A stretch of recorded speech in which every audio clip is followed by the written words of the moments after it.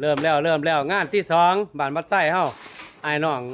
หัวหน้าสิงเข้ามาจัดการบริหาร จัดการบริหารเฮ็ดกันศาสตร์เออหัวหน้าสิงบริหารกันศาสตร์โอ้มาตรฐานสากลมาเด้อไผสนใจก็ติดต่อทางสิงไหลหัวหน้าสิง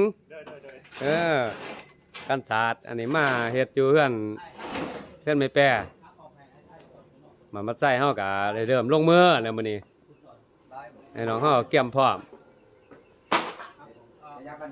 แลดสิฮ้อนฝนก็ตกเพิ่นก็สู้ว่าซั่น อันนี้ก็คือทางวิชาการเพิ่น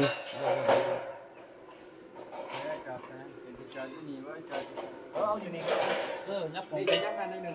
อะไรมันบอกครับ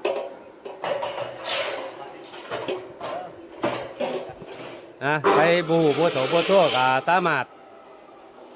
ให้ว่าป้อมติดต่อให้ก็ได้บ่ได้คิดค่ายหยังดอก ติดต่อไหลเด้อเฮ็ดกันศาสตร์มาตรฐานเล็กนะเล็กดี